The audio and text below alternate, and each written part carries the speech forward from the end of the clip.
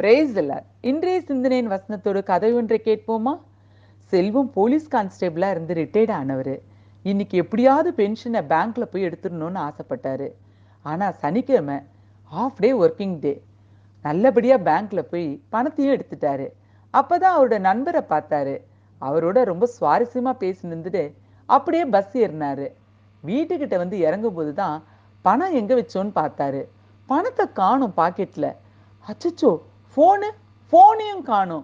அட கடவுளே, நான் இங்க தானே வச்சேன்னு பாக்கெட்ல திரும்ப திரும்ப கையை விட்டு தேடினாரு. ஒருவேளை பஸ்ல யாரும் பிட் பாக்கெட் அடிச்சிட்டாங்களோ, இல்ல பேங்க்கு கிட்ட ஃப்ரெண்டு கிட்ட பேசிக்கிட்டு எங்கன்னா மிஸ் பண்ணிட்டேனோ. ரொம்பவே வருத்தமா இருந்துச்சு. ஆனா பேங்க்லயும் போய் கேட்க முடியாது. இந்நேரத்துக்கு பேங்க் மூடி இருக்கும். நாளைக்கும் லீவு. மண்டே தான் போய் விசாரிக்கணும். யார்கிட்டனா போய் சொல்லலான்னு பார்த்தா கேலி பண்ணுவாங்களே, போலீஸ்காரரே பணத்தை தொலைச்சிட்டாருன்னு. ரொம்ப வருத்தத்தோட செல்வம் வீட்டுக்கு போனாரு. வீட்டில் அவரோட மனைவி பார்த்துட்டு, என்னங்க முகமே சரியில்லை அப்படின்னு கேட்டாங்க. ஒன்றும் இல்லைம்மா, தூரமாக போயிட்டு வரேன்ல, அதான் டயர்டா இருக்கு அப்படின்னு சொல்லிக்கிட்டாரு. வீட்டுக்குள்ள போய் மகக்கிட்ட, அம்மா பணத்தை தொலைச்சிட்டம்மான்னு சொல்லி ரொம்பவே கவலைப்பட்டாரு. இதை கேட்ட பொண்ணுக்கு என்ன சொல்றதுனே தெரியல. அப்பாவுக்கு வயசாயிடுச்சு, ஞாபகம் வருது. அப்பா கவலைப்படாதீங்க, திங்கக்கிழமை நானும் உங்க கூட வரேன், பேங்க்ல போய் கேட்கலாம்ப்பா, கஷ்டப்பட்ட பணம் நிச்சயமா தொலையாதுப்பா அப்படின்னு ஆறுதலா சொன்னான். இருந்தாலும் செல்வத்துக்கு மனசு ஆறுதல் அடையல.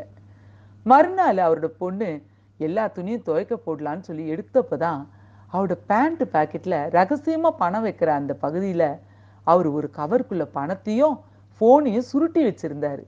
அப்புறம் வீடே ஒரே சந்தோஷம் ஆயிட்டாங்க. என்னங்க, இப்படிப்பட்ட அனுபவம் நமக்கும் இருந்திருக்கும். சில நேரத்துல மூக்கு கண்ணாடிய தலை மேல சொருவிட்டு கண்ணாடியை காணோம்னு தேடுவோம். அதுக்கப்புறம் தலையிலேயே சீப்பை சொருவிக்கிட்டு சீப்பை காணோம்னு தேடுவோம். வேதம் என்ன சொல்லுதுன்னு பார்க்கலாமா? நீ சகலத்தையும் திருப்பிக் கொள்ளுவாய். 1 சாமுவேல் 30 அதிகாரம் 8 வசனம்.